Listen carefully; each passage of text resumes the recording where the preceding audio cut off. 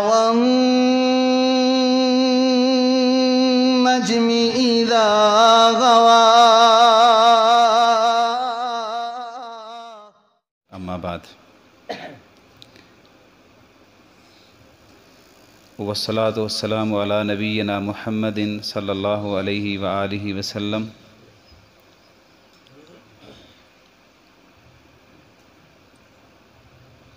اما بعد، فاعوذ باللہ السمیع العلیم من الشیطان الرجیم من حمزہ ونفخہ ونفثہ. قال اللہ تبارک وتعالی فی کلامہ المجید: وَإِذْ زَيَّنَ لَهُمُ الشَّيْطَانُ أَعْمَالَهُمْ وَقَالَ لَا غَالِبَ لَكُمُ الْيَوْمَ مِنَ النَّاسِ وَإِنِّي جَارٌ لَكُمْ فَلَمَّا تَرَاءَتِ الْفِئَتَانِ نَكَصَ عَلَى عَقِبَيْهِ وَقَالَ إِنِّي بَرِيءٌ مِّنكُمْ إِنِّي أَرَى مَا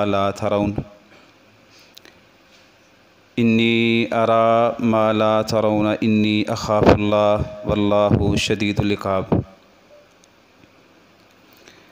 تمام تعریفات خالق کائنات مالک رد و سما کے لیے. لا تعداد اور بے شمار درود و سلام حضرت محمد الرسول اللہ صلی اللہ علیہ وآلہ وسلم کی ذات اقدس پر. میرے انتہائی واجب الاحترام قابل قدر عزیز ساتھیوں، سب سے پہلے تو میں سچی بات آپ کو بتاؤں کہ علماء کی موجودگی میں اور اپنے کسی بھی طرح سے کسی بھی سربراہ یا سرپرست کے ہوتے ہوئے تقریر کرنا، مطلب میں کمزور آدمی ہوں، اتنا بڑا عالم نہیں ہوں جتنی آپ مجھے عزت دیتے ہیں. اللہ آپ کو برکت دے. تو تقریباً میرا جو اور آپ کا دورانیہ رہے گا نا، وہ 40 سے 45 منٹ اتنا رہے گا. اور اس میں میں تقریباً آپ سے 2 باتیں کروں گا صرف انشاءاللہ. 2 باتوں سے مراد ہے کہ 2 ایسی چیزیں سمجھانے کی میں کوشش کروں گا. باتیں تو ڈھیر ساری ہو جاتی ہیں. وہ باتیں اگر بہت مشکل انداز میں بھی بیان کر لی جائیں تو ہو سکتی ہیں، لیکن میں قطعی طور پہ اس چیز کے حق میں نہیں ہوں کہ میں اپنا علم آپ پر جھاڑنے کی کوشش کروں. میں بالکل سادہ لب و لہجے میں بات کروں گا. اگر اس میں آپ کسی بات سے اختلاف کرنا چاہیں تو آپ کو پورا حق دیتا ہوں، آپ اختلاف کریں، آپ اس بات کو رد کریں. اور جو بات آپ کو اللہ اس کے رسول کی میں آپ کو سناؤں، اگر آپ کو سمجھ آ جائے تو آپ اس پہ عمل کرنے کی کوشش کریں. میں جب سب سے پہلے یہاں آیا تھا تو اس دن میں نے ایک تقریر کی تھی جس کا عنوان تھا کہ نبی علیہ الصلوۃ والسلام جو ہے نا وہ مصطفیٰ کیوں ہیں، ان کو مصطفیٰ کیوں کہتے ہیں. سب سے پہلے میں نے یہاں پہ یہ تقریر کی تھی. اس کے بعد جب مجھے اتفاق ہوا تو سیرت النبی کا عنوان تھا، اور میں نے کچھ تھوڑا سا اس طرح کا بیان کیا تھا کہ دراصل نبی علیہ الصلوۃ والسلام کی جو صورت فیل کے حوالے سے کہ آپ کی جو بعثت تھی اس کو روکنے کے لیے شیطان نے کتنے ہاتھ کنڈے آزمائے.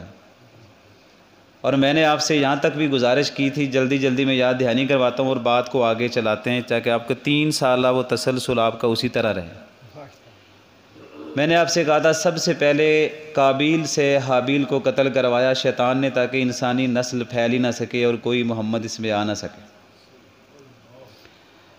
اور پھر جب وہ وہاں سے ناکام ہوا تو اس نے سوچا کہ ان تمام ہستیوں کا قتل ہی کیوں نہ کروا دیا جائے جو ہدایت کا اصل ذریعہ ہے. تو اس نے سینکڑوں نبیوں کے قتل کے جو پروگرام تھے وہ بنائے. یہ پنکھا اگر بند کر دینا تو مہربانی ہوگی. میں ٹھڈا مولوی ہوں، تسی ادھر چلا لو یار.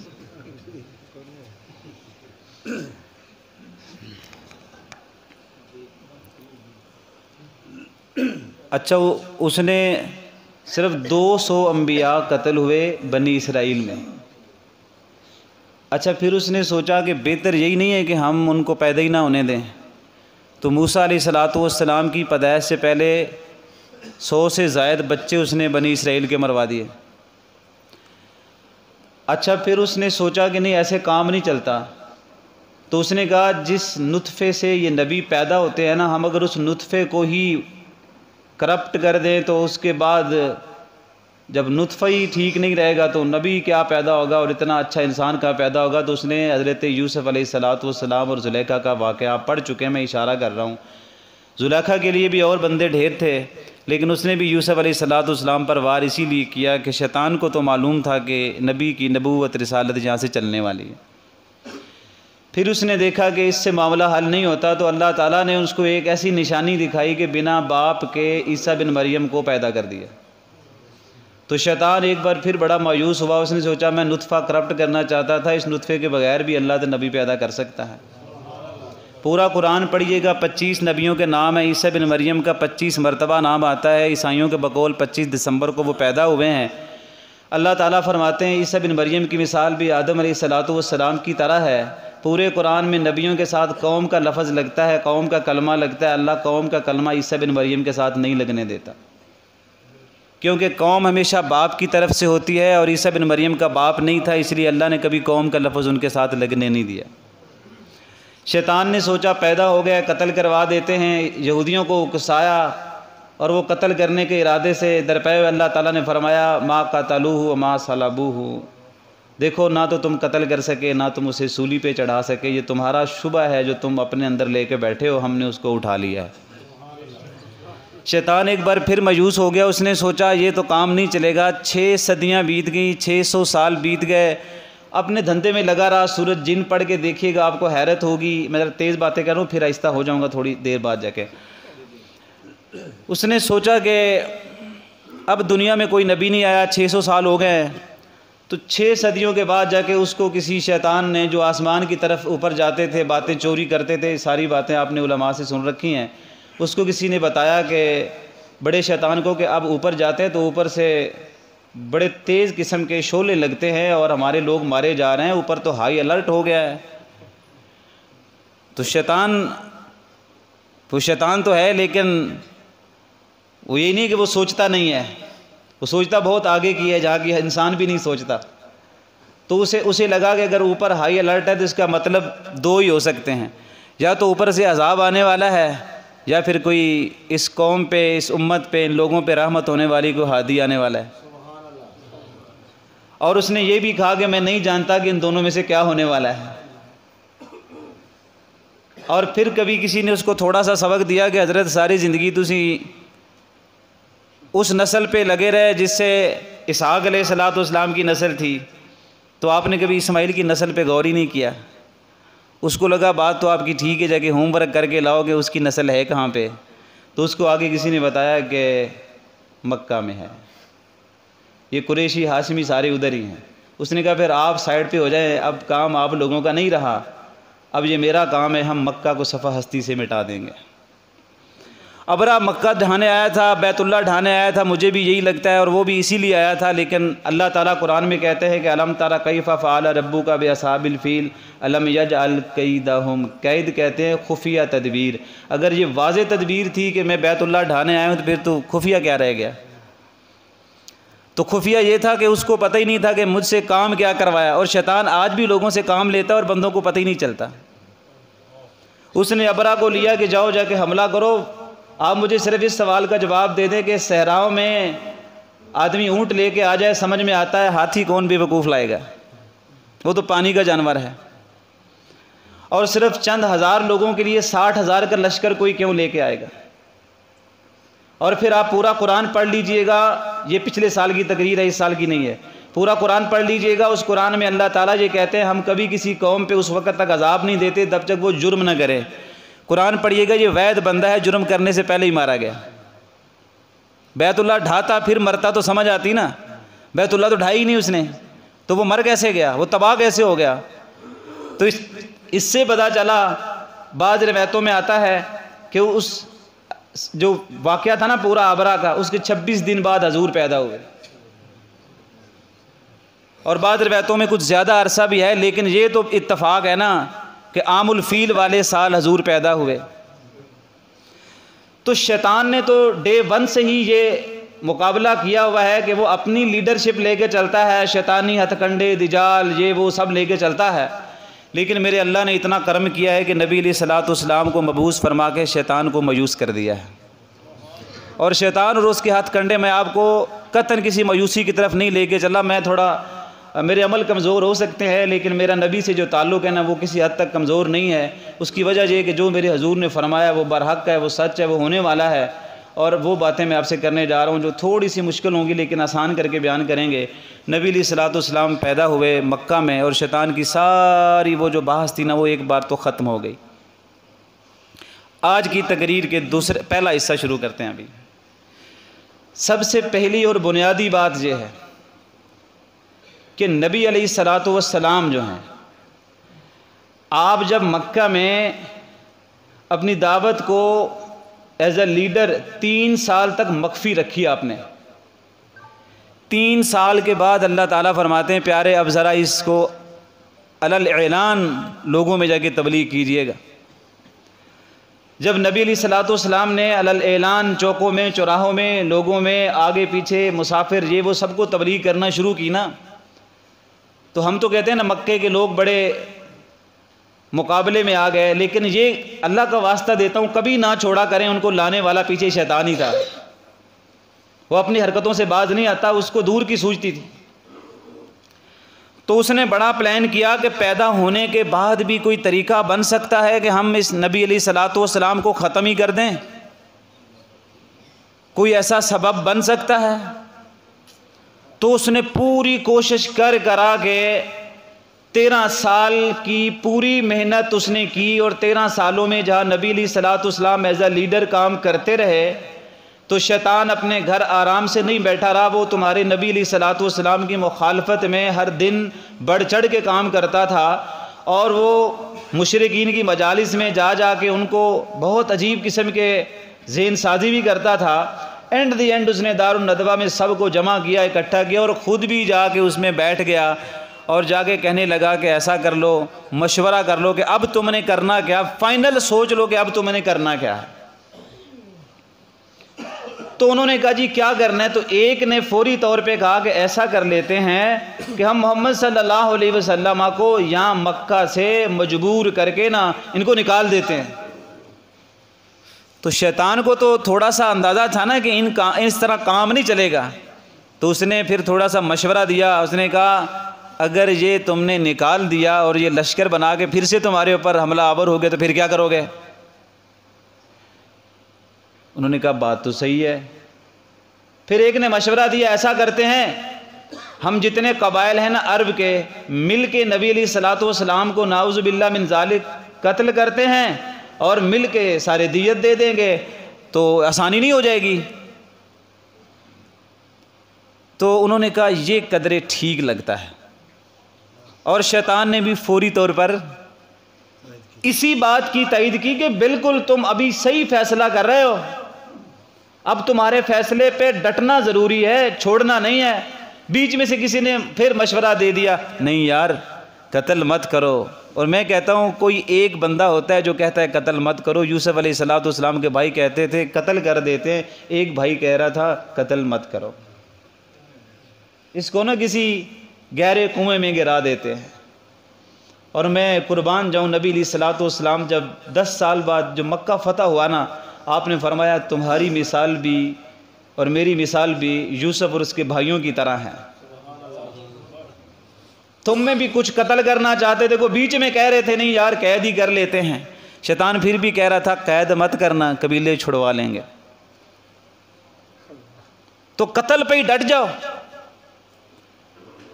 یہ فائنل موقع تھا تمہارے نبی علیہ الصلوۃ والسلام کی سیرت و کردار کو ختم کرنے کا. مجھے اندازہ ہے کہ یہاں پہ اساتذہ بیٹھے ہوئے ہیں, علماء بیٹھے ہوئے ہیں, اور یہاں پہ ممکن ہے میڈیکل کے شعبے سے احباب بیٹھے ہوں گے, کوئی وکیل بیٹھے ہوں گے. میرے تمام لوگ قابل قدر ہیں اور عام ذمہ دار بھی بیٹھے ہوئے ہیں. وہ بات مشکل نہ ہو جائے, تھوڑا سا ذہن میں بات رکھیے گا کہ آج آپ کہتے ہیں نا 5th جنریشن ہے اور یہ جنگ بڑی عجیب قسم کی ہے. اسلام 7th جنریشن کو ختم کر چکا ہے اور آپ ابھی 5th کا رونا رو رہے ہیں. میں ابھی آپ کو بتاؤں گا جب بات تھوڑی آگے بڑھے گی کہ کہ دنیا جا کدھر رہی ہے اور ہم کہاں سے جیت کے آ بھی گئے لیکن ابھی تک ہمیں سمجھ ہی نہیں آئی۔ شیطان چاہتا تھا آج واحد رات ہے کہ آج معاملہ سارا ختم کر دیتے ہیں، اور اللہ کو بھی پتا تھا کہ یہ کیا کرنا ہے۔ اللہ قرآن میں فرماتے ہیں تم نے بھی تدبیر کی اور پھر ہم نے بھی تدبیر کی، تم نے بھی تدبیر کی اور ہم نے بھی تدبیر کی، اور یاد رکھو بہترین تدبیر کرنے والے ہم ہی ہیں۔ سارے 9 لوگ کھڑے تھے دروازے کے باہر اور کہہ رہے تھے کہ ہم نہیں چھوڑیں گے، اور رات کو نبی علیہ الصلوۃ والسلام ان کے سر پہ مٹی ڈال کے نا آرام سے ہجرت کے لیے نکل گئے۔ یہاں سے دوسری بات شروع ہوگی اور اس پہ میں نے بات ختم کرنی ہے۔ ایک بات ختم ہوگی، یہ بنیاد بن گئی ہے، اب اس پہ بات کرتے ہیں۔ یہاں سے نبی علیہ الصلوۃ والسلام کی لیڈرشپ پر بھی آپ کو سمجھ آئے گی کہ کیسی لیڈرشپ ہوتی ہے۔ آپ مکہ میں تھے اور پھر مکہ سے ہجرت کر کے یثرب میں گئے، جسے بعد ازاں مدینہ النبی علیہ الصلوۃ والسلام نام ملا، لیکن مکے کے اندر جو معاملات ہوتے رہے اس پہ ذرا غور کیجئے گا۔ آپ مبالغہ مت سمجھیں، میرے علم کی کمی ضرور سمجھ لیجئے گا، تقریباً آپ 2 درجن سے زائد قبیلوں کے سرداروں سے جا کے ملے کہ میں تمہیں کہہ رہا ہوں کہ مجھے مکے میں ریاست بنانے دو۔ ہم نے صرف طائف کا واقعہ سنا، آپ طائف کے علاوہ بھی بڑے بڑے سرداروں کے پاس گئے کہ بہتر یہی ہے کہ مجھے یہاں پر ریاست بنانے دو، جو اسلام کے نام پہ بنے تو بہتر رہے گا، لیکن جواب میں پتھر ملتے رہے، گالیاں ملتی رہی، دھکے ملتے رہے، اور شکوے شکایتیں اور پتہ نہیں کیا سے کیا ہوتا رہا۔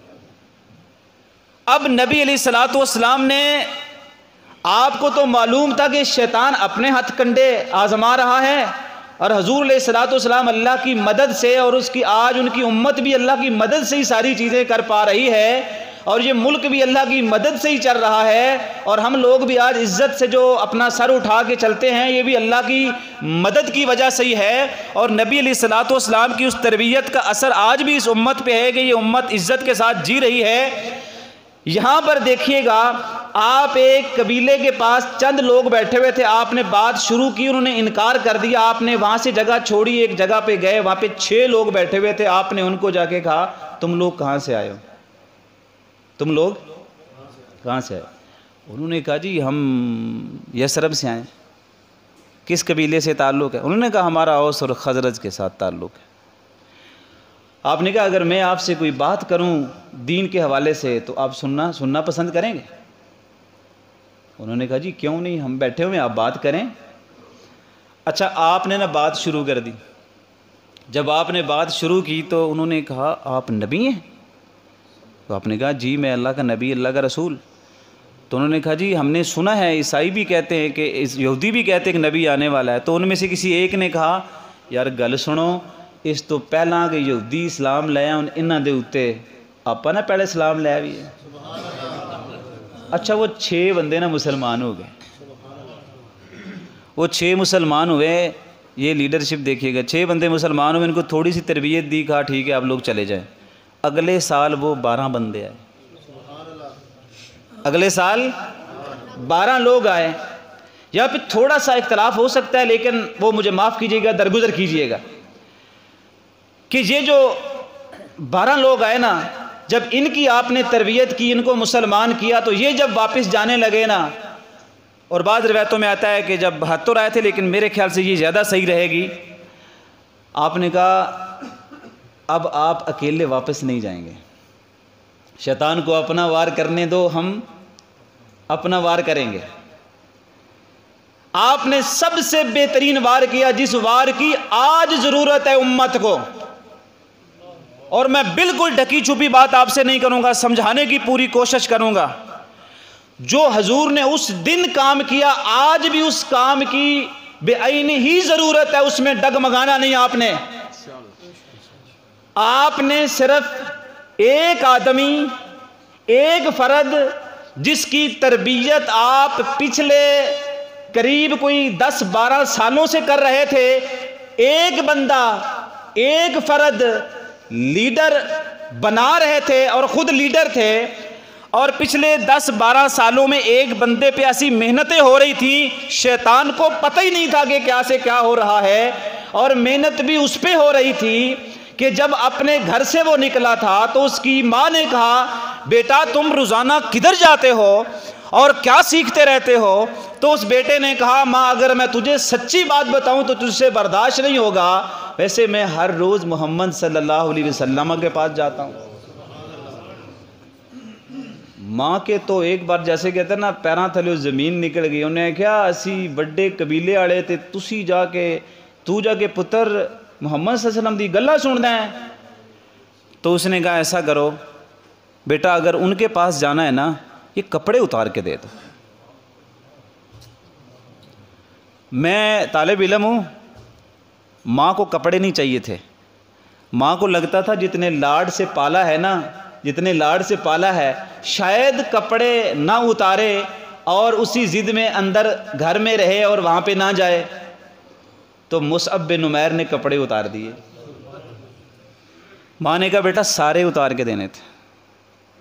ماں کو ایسا لگا کہ سارے تو نہیں اتارنے لگا نا، تو جب سارے اتارنے کی کوشش کی کہا ماں ایسے برہنہ ہو جاؤں گا، کوئی شرم و حیا کے تقاضے۔ ماں کوئی بھی چادر دے سکتی تھی، ماں نے ٹاٹ دیا، اس کو تھا ٹاٹ باندھ کے تو دروازے سے باہر نہیں جائے گا نا، تو پرانا سا ٹاٹ، نوجوان خوبصورت زلفوں والا بہترین سلجھا ہوا انسان، دنیا کا بہترین کپڑا پہننے والا، دنیا کا بہترین پرفیوم استعمال کرنے والا ایک اور ٹاٹ باندھا، دروازے سے باہر نکلا، ماں کو لگا ابھی مڑ کے آ جائے گا، وہ اسی ٹاٹ میں حضور کی بارگاہ میں جا کے بیٹھ گئے۔ اور حضور نے اس دن سے لے کے پھر محترم 10 سال 11 سال اس پہ محنت کی، کہا بڑا کام لینا ہے، تم بڑی قربانی دے کے آئے ہو، آج ہم قربانی تو دیتے نہیں ہیں۔ اچھا 11-12 سال ہو گئے تھے، 10 سال سے زیادہ عرصہ ہو گیا تھا، اور ان سے کہا تم اب 12 لوگ واپس اکیلے نہیں جاؤ گے، ہم اپنے آپ کے ساتھ اپنی سیرت کا رنگ جس پر میں نے 10 سال سے چڑھایا ہے اور میں نے جس کی تربیت دن رات کی ہے نا، اس ایک آدمی کو اپنے ساتھ لے جاؤ اور دیکھنا، اور نیت ارادہ جی کہ شیطان کو ادھر کام کرنے دو، ہم کسی اور جگہ پر کام کر لیتے ہیں۔ اور مصعب بن عمیر کو ان کے ساتھ جا کے یثرب بھیج دیا، جا کے ایک ہلکے سے گھر کے اندر مصعب بن عمیر رہنا شروع ہو گئے، اور رہتے رہتے ایک ایک نوجوان کو جا کے ملتے، کیا آج حضرت اس کی ضرورت نہیں رہی، ایک ایک نوجوان کو ملتے کہتے میں تمہارا ایک ایلچی بن کر آیا ہوں، میرے پاس کچھ قرآن کی دعوت ہے، کچھ میرے پاس تربیت رسول ہے علیہ الصلوۃ والسلام، تو تم ایسا کرو یہ سمجھنے کی کوشش کرو۔ وہ سمجھاتا رہا، اور پھر آہستہ آہستہ کیا ہوا، ایک دن بڑا تگڑا قسم کا بندہ اسید بن حضیر ڈنڈا لے کے تو اس کے گھر آ گیا۔ اس نے کہا مجھے پتہ چلا ہے تم ادھر تبلیغ کرتے ہو اور ہمارے نوجوانوں کو گمراہ کرتے ہو۔ آپ نے کہا ویسے تم سخت طبیعت لگتے ہو، اگر تھوڑی دیر میرے پاس بیٹھو نا تو طبیعت تیری نرم کر لیں گے ہم۔ اچھا یقین گانے آپ روایت پڑھ کے دیکھیں، اسید بن حضیر تھوڑی دیر بیٹھے مسلمان ہو گئے۔ اسید بن حضیر کہتے ہیں میرا مسلمان ہونا اتنا شاید تیرے لیے فائدہ مند نہ ہو، مصعب تو گھر چھوڑ کے آیا ہے، مکہ چھوڑ کے آیا ہے، حضور کو چھوڑ کے آیا ہے، تیرا فائدہ اس میں ہے کہ تو سعد بن معاذ کو بھی مسلمان کر، اور وہ تو بڑا سردار ہے یثرب کا۔ کہا یار اس سے بھی ملیں گے تو اس کا بھی کچھ کریں گے، کہا اس کو ملیں گے نہیں، ہم لے کر آئیں گے۔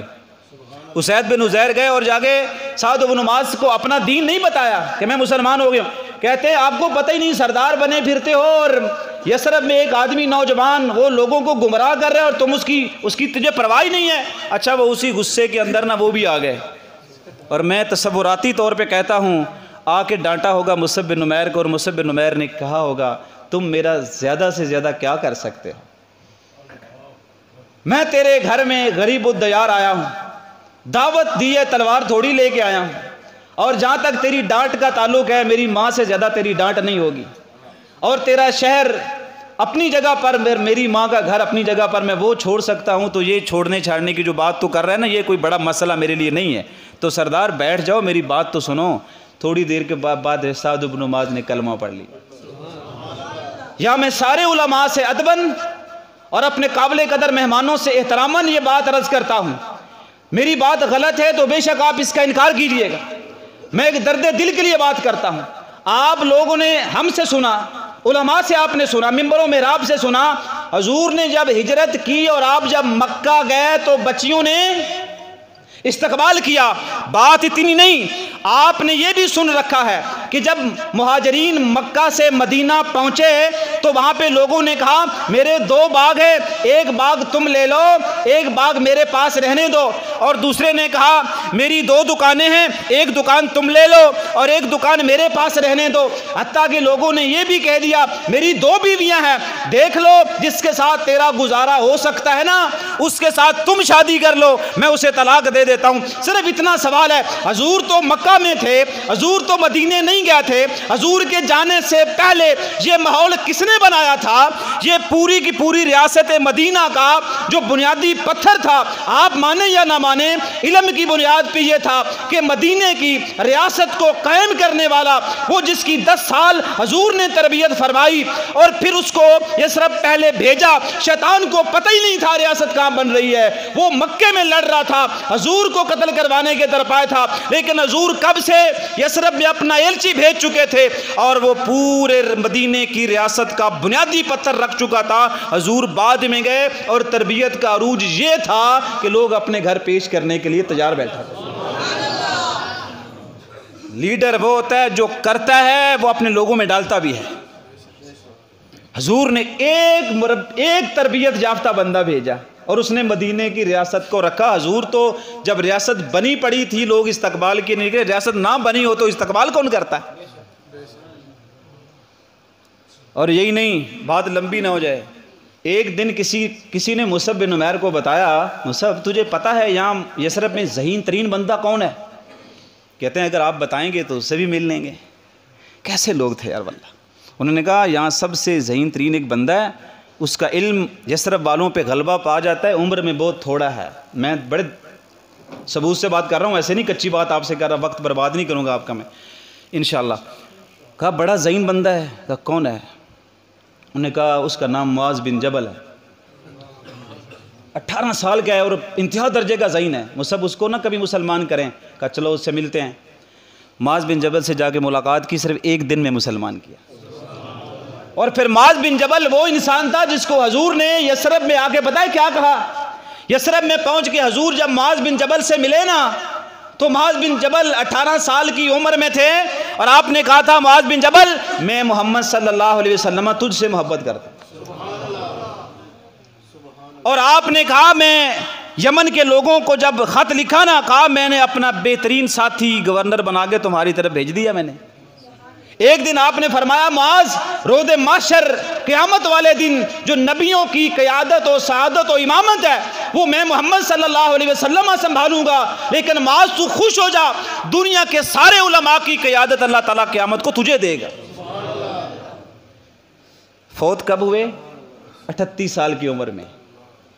20 سال میں اتنا رتبہ جس نے پایا وہ مصعب بن عمیر کا ایک شاگرد تھا. اور جس سعد بن معاذ کا میں ذکر کر رہا ہوں نا، یہ سعد بن معاذ ہی تھا جو کہتا تھا میرے 2 باغ ہیں، ایک تم لے لو، میرے 2 بیویاں ہیں، ایک سے شادی تم کر لو. اتنا بڑا سردار یہ کر رہا تھا. اور جس دن یہ سردار اتنا اعلیٰ ہو گیا کہ اللہ نے اس کو مستجاب الدعا بنا دیا، جو مانگتا تھا اللہ دے دیتا تھا. اور جنگ میں تیر لگا یہاں پہ تو کہنے لگے اللہم لا تموتنی، یا اللہ مجھے تو نہیں مرنا ہے. کیوں؟ آپ تو شہادت کے متلاشی ہیں تو مرنا نہیں ہے. کہا یا اللہ جب تک بنو قریظہ کی یہ جو انہوں نے بدماشیاں کی ہیں نا ہمارے ساتھ مدینے میں رہ کر، ان کا جب تک حال نہ دیکھ لوں مجھے نہیں مرنا. صحابہ کہتے ہیں خون ایسے رک گیا تھا جیسے زخم ہی نہیں ہوا. یہ مصعب بن عمیر کا ایک شاگرد تھا. اور پھر جب وہ فیصلہ ہوا بنو قریظہ جمع ہوئے، آسمان سے جبریل آ کے حضور سے کہنے لگے، عرض کرنے لگے حضور اللہ تعالیٰ فرما رہے ہیں سعد بن معاذ سے کو خود آ جائے، فیصلہ جو بھی کرنا ہے خود ہی کر لے. زمین پہ فیصلہ ہوا، جبریل پھر آ گئے اور حضور سے ادباً عرض کیا اللہ تعالیٰ یہ فرما رہے ہیں کہ سعد بن معاذ نے زمین پہ جو فیصلہ کیا آسمان پہ ہمیں یہ فیصلہ قبول ہے. اور پھر خیمے میں گئے، کہتے یا اللہ شہادت کے متلاشی خون جاری کر دے. خون پھر جاری ہوا، ہاتھ ایسے رکھا، خیمے سے خون باہر نکلا. حضور دوڑ کر آئے، سینے پہ ہاتھ رکھا، سعد بن معاذ جا چکے تھے. حضور نے غسل اپنے ہاتھوں سے دیا، چارپائی پہ اٹھایا. صحابہ کہتے ہیں وزن بہت کم ہے، آپ کہا تم لوگوں نے تو اٹھایا ہی نہیں, آسمان سے فرشتے اس کے جنازے کی چارپائی کو اٹھا کے جا رہے ہیں. حضور فرماتے میں نے زندگی میں کبھی آج تک میں نے اتنے فرشتے آسمان سے زمین پر کسی جنازے کی شمولیت میں نے نہیں دیکھے جتنے میں نے سعد بن معاذ کے جنازے میں مجھے نظر آئے آسمان سے زمین پر. لیڈر وہ جو لوگوں کے اندر اپنی حمایت کو, اپنی سیرت کو, اپنے کردار کو ایسے راسخ کر دیتا ہے کہ وہ اتنا راسخ کیا, صرف 2 سال بعد بدر کی جنگ ہو گئی اور یہاں سے میری بات کا آخری حصہ بھی آ رہا ہے. اور جنگ بدر کے اندر مصعب بن عمیر بھی تھے اور اس کے بھائی کو ایک صحابی سے باندھ بھی رہے تھے. تو مصعب بن عمیر جب پاس سے گزرے, تربیت رسول کا اثر دیکھیے گا. آج تمہیں اپنی برادری بہت پیاری ہے لیکن اس کی بھی برادری اپنی تھی, خون اپنا تھا. پاس سے گزرے, کہنے لگے بھائی صاحب اس کے بازو ذرا کس کے باندھنا, اس کی ماں بڑی امیر ہے. تو وہ مصعب بن عمیر کا سگا بھائی تھا.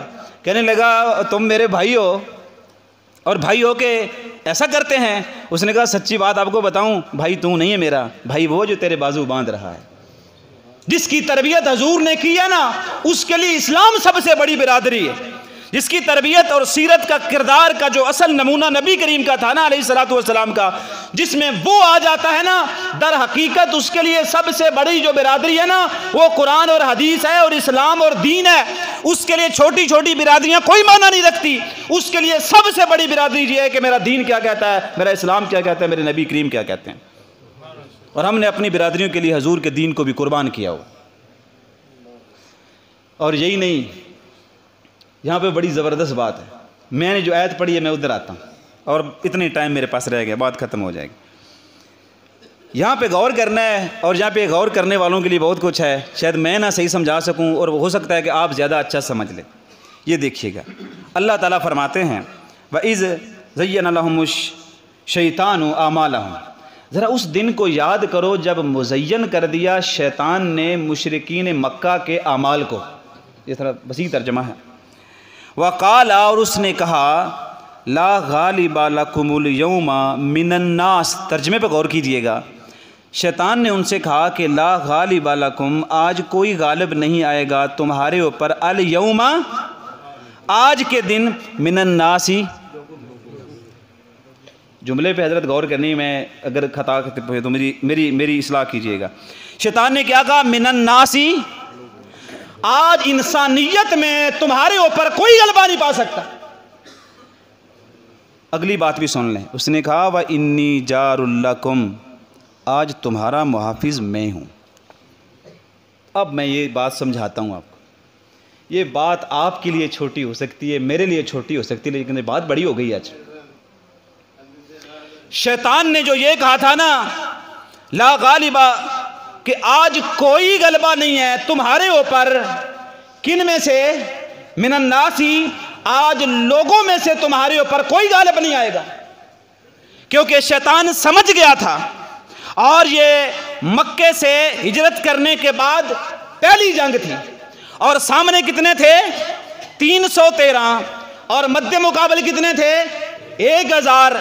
313 کے پاس تو تلواریں پوری نہیں تھی, اور ان کے پاس تو زرہ پوری نہیں تھی, ان کے پاس تو پہننے کے لیے ڈھنگ سے کوئی خود نہیں تھا, اور ان کے لیے تو گھوڑے بھی نہیں تھے, اور ان کے پاس تو زیادہ سواریاں اور راشن بھی نہیں تھا, اور 1000 کے پاس راشن بھی تھا, سواریاں بھی تھیں, اور زرہ بھی تھی, تلوار اور نیزے بھی زیادہ تھے, اور 313 آپس میں لڑے. میں معذرت چاہتا ہوں آپ سے, ایک دن کی وہ جنگ تھی, جنگ کے اندر 70 سردار مارے گئے, 70 قیدی ہو گئے. مجھے بتاؤ آج کی دنیا میں وہ جنگ ایک حادثے سے زیادہ تو کچھ بھی نہیں ہونی چاہیے تھی. 70 بندے ہمارے تو یہاں ایک دھماکے میں مر جاتے ہیں اور مسلمان ہوتے ہیں, وہ تو ایک حادثہ ہی ہوتا. لیکن اللہ نے کیا کہا, اللہ کہتے ہیں بدر کا دن یوم الفرقان تھا. اللہ تعالیٰ قرآن میں کہتے ہیں اس دن میں نے کفر کی جڑ کاٹی. میں طالب علم میں سوچتا رہا بڑی دیر تک, یار 313 لڑے, جنگ جیت لی, ایک دن کا قصہ تھا, اللہ نے کہہ دیا یوم الفرقان ہے. اور اللہ اتنا راضی ہوا, کہہ رہا تھا اللہ تعالیٰ آسمان سے جبریل کو بھیج کے میرے حضور سے کہہ دیں جو بدر میں شامل ہوئے ہیں نا, یہ بعد میں کبھی غلطی بھی کریں گے نا, ہم نے پہلے ہی معاف کر دی. اور مجھے وہ دن یاد آتا جب ایک بدری ساتھی بیٹھا ہوا تھا, عمر بن خطاب کہہ رہے تھے قتل کر دوں, آپ کہہ رہے تھے نہیں عمر تجھے معلوم نہیں ہے, یہ بدر میں میرے ساتھ تھا. اتنی بدر والوں کی قدر کیوں ہے یار؟ کبھی سوچنے کی زحمت بھی کیجئے گا کہ کس نبی کی سیرت کی ہم آج بات کرتے ہیں. گنہگار لوگ ہیں کہ 313 کی جنگ تھی اور ایک لمحے میں ختم ہو گئی. 70 سردار مرے. قرآن کی طرف میں نے جب غور کیا تو اللہ نے فرشتوں کے نازل ہونے کی خبر بھی دی ہے اور ان کی 3 صفتیں بتائی ہیں. زیر زبر کی غلطی ہو تو مجھے بتا دیجیے گا فوراً. ایک اللہ تعالیٰ فرماتے ہیں مصومین ہیں، نشان بڑا زبردست نشان زدہ ہے، وہ اسپیشل فورس اللہ نے بھیجی. اچھا ایک بات پھر اللہ کہتے ہیں منزلین، پھر نازل ہوئے. اللہ ایک صفت کہتے ہیں مردفین، ایک کے بعد دوسرے. پھر اللہ کہتے ہیں 1000 بھیجا، پھر 3000 بھیجا، پھر 5000 بھیجا. مجھے صرف آپ سے یہ سوال کرنا ہے کہ صرف 1000 کے مقابلے میں ایک فرشتہ پوری بستی پلٹ سکتا تھا، اللہ نے 5000 کیوں بھیجے ہیں؟ قرآن جو آپ کو بار بار کہتا ہے میرے اندر تدبر کرو، غور و فکر کرو، میرے اندر بہت ساری باتیں ہیں. ایک فرشتہ ہو قوم لوط کی طرف 2 فرشتے آئے، انہوں نے کہا آپ صبح صبح نکلے، صبح ہم ان کو دیکھ لیں گے. اللہ نے وہاں 5000 تھوڑی بھیجے، اللہ نے وہاں 2 فرشتے بھیجے. زمین کٹوائی، اوپر لے گیا، اندھے منہ گرائی، اوپر سے پتھر برسائے، کام ختم ہو گیا. اب جا کے تھوڑی سی سمجھ آئی کہ جس سیرت سے آج کفر ڈرتا ہے نا، جس سیرت سے آج کفر ڈرتا ہے، وہ سیرت آج مسلمان اگر اپنا لینا تو میں دعوے سے کہتا ہوں اس امت پہ کبھی کوئی غالب نہیں آ سکے، کبھی کوئی غالب نہیں آ سکتا. نبی کی سیرت کو دل سے اپنا کے تو دیکھو. اس دن شیطان نے کیا کیا؟ اس نے سیمت جنریشن اس دن لڑی تھی اور وہ ہار گیا تھا. اس نے کیا تھا وہ سارے جنوں کو ساتھ لے آیا تھا. آپ جا کے مطالعہ کر لیجئے. وہ جن لایا تھا، اس نے اس لیے کہا تھا ان 1000 لوگوں کو یاد رکھو آج من الناسی، لوگوں میں سے تو کوئی غلبہ نہیں پانے والا، کیونکہ لوگوں کو تو یہ شیطان دکھنے والے نہیں ہیں. تم نیچے رہنا، دیکھنا ہم کرتے کیا ہیں. اللہ قرآن میں کہتے جب قریب آیا نا تو اس نے آسمان سے نازل ہوتے فرشتے دیکھے تو پچھلی ایڑیوں کے بل پیچھے چلا. تو کسی سردار نے پوچھا حضرت کتنے چلے ہو؟ تو اس نے پتا کیا جواب دیا تھا؟ انی ارا ما لا ترون، دیکھو میں وہ دیکھ رہا ہوں جو تم نہیں دیکھ رہے. رب نے مجھے مارنے کے لیے، میری فوج کو مارنے کے لیے، میں نے تم سے کہا تھا نا انی جار لکم، آج تمہاری حفاظت، تمہارے 1000 بندوں کی حفاظت ہم کریں گے. لیکن دیکھو جو آسمان سے فوج آ رہی ہے نا، اس کا مقابلہ ہم نہیں کر سکتے. جس نبی کی حفاظت کے لیے، جس نبی کے دین کو بچانے کے لیے، اور جس نبی کے دین کے غلبے کے لیے، جس نبی کریم کی لیڈرشپ کا یہ نمونہ ہے کہ 313 کو لے کے کھڑے تھے. ایک جملہ تم پلے باندھ لینا چاہیے. آپ حضرت نبی علیہ الصلوۃ والسلام خود کہہ رہے تھے، یہ جملے پہ غور کیجئے گا، یا اللہ اگر آج یہ ختم ہو گئے تو بعد میں تیری کوئی عبادت نہیں کرے گا. اتنی بڑی جنگ کس چیز کی لڑ گئی؟ حضور کو بھی پتا تھا کہ یہ جو ہونے والا ہے نا یہ عام معمول سے ہٹ کر ہے. اور اس لیے میں کہتا ہوں کہ اگر لیڈرشپ دیکھنی ہے تو سب سے بڑی لیڈرشپ یہ ہے کہ اللہ تعالیٰ آسمان سے نبی کریم کی مدد کیسے کر رہا ہے. اور اللہ کسی جگہ پر بھی اپنے نبی کے ماننے والوں کو ہارنے نہیں دیتا. اور جب جنگ میں یار مجھے یہ بتائے اگر 5000 اوپر سے آئے تھے تو 5000 نے صرف 70 بندے ہی مارنا سی یار، میں نے وہ 10 کو بلا نہیں بتائیں نا یار. اتنے 5000 فرشتے، وہ بھی مردفین، منزلین، مصومین، وہ اتنی بڑی بڑی جو اللہ تعالیٰ نے ان کی صفات بیان کی ہیں، وہ 70 بندے مارنے آئے تھے. وہ 70 تو ایک فرشتہ مار سکتا تھا. اصل میں تمہارے نبی کے خلاف آج بھی جن اور جنوں میں سے بھی اور انسانوں میں سے بھی لوگ لڑتے ہیں.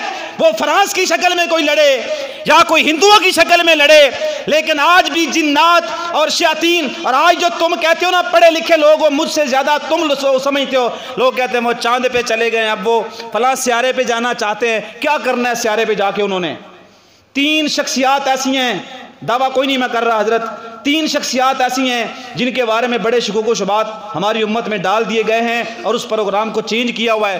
سب سے پہلی شخصیت عیسیٰ بن مریم. عیسیٰ بن مریم کے بارے میں اتنے شکوک و شبہات ڈال دیے نا تاکہ مسلمانوں کی توجہ ہی نہ رہے، کیونکہ ان کا آنا یہاں یہود و نصارہ کی تباہی ہے. اور تم کہتے ہو نا وہ شروع میں تو انہوں نے نیچے بڑے وار کیے، بعد میں لگا یار قرآن میں لکھا ہوا اللہ نے اٹھا لیا تھا، تو ان کو لگا تھا اگر اللہ نے اٹھا لیا ہے، اگر اللہ نے اٹھا لیا تو کہاں اٹھا کے لے گیا ہوگا؟ بڑا ہوگا تو چاند پہ لے گیا ہوگا نا، ادھر زندگی ہوگی ادھر لے گیا ہوگا۔ تمہارے لیے چاند پہ بہت کچھ ڈھونڈنے گئے ہوں گے، تم قیاس کرتے ہو مجھے بھی کرنے دو۔ وہ سمجھتے تھے کہ پتہ نہیں کہیں ادھر ہی ہوں گے۔ اور آپ یہ بات یاد رکھیں، یہودی آج بھی سمجھتے ہیں کہ عیسیٰ علیہ السلام کو آنے سے پہلے ہم قتل کر لیں گے۔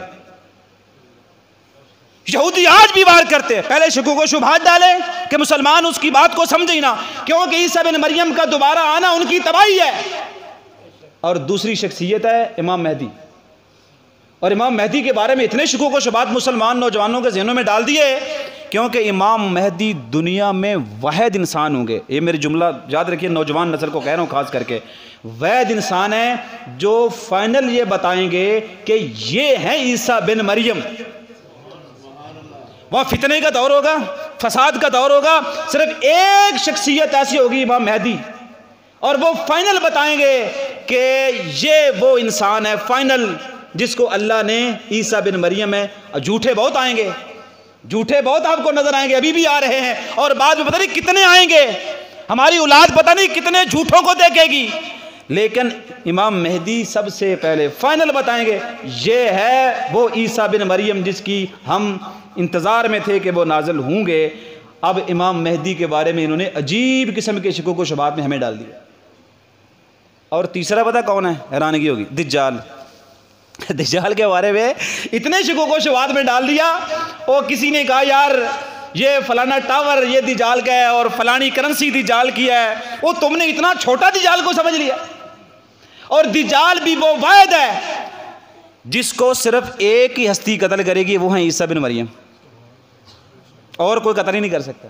صحیح مسلم میں روایت ہے، میں نے پوری کتاب لکھی ہے الجواب المختصر لمن انکر نزول المسیح والمہدی المنتظر، اور وہ قادیانیوں کے خلاف لکھی تھی، اللہ مجھے ریاکاری سے تکبر سے معاف فرمائے، جس کے خلاف لکھی تھی وہ مسلمان ہو گیا، اور اس کی فیملی بھی، اور میں اس سے ملنے میں گیا۔ اچھا دجال کو قتل کون کرے گا؟ عیسیٰ بن مریم۔ اور یاد رکھیں کہ نبی علیہ الصلوۃ والسلام کے پاس بیٹھے ہوئے عمر بن خطاب رضی اللہ تعالیٰ نے ایک بندے کے بارے میں کہا تھا اگر یہ دجال ہے حضور میں مار چھڈا اینوں، روڑا مکا دی ویڑے نال۔ آپ نے فرمایا عمر بن خطاب اگر تو یہ دجال ہے تو تم مار نہیں سکتے، کیا صداقت ہے، اگر تو یہ دجال ہے تو تم اسے قتل کر نہیں سکتے کیونکہ اس کو عیسیٰ بن مریم کریں گے، اور اگر یہ دجال نہیں ہے تو مارنے کا فائدہ کیا ہے؟ لیڈر اس طرح کا ہوتا ہے جو پکی بات کرتا ہے۔ تو یاد رکھیں ہمارے نبی کے خلاف جو سازشیں آج کے دور میں ہو رہی ہیں نا، اصل میں یہ لوگ خائف ہیں کہ حضور نے وہ ریاست مدینہ قائم کی ہے، اور آپ نے خود فرمایا تھا دجال ہر جگہ پر جا سکتا ہے پر مدینے نہیں جا سکتا۔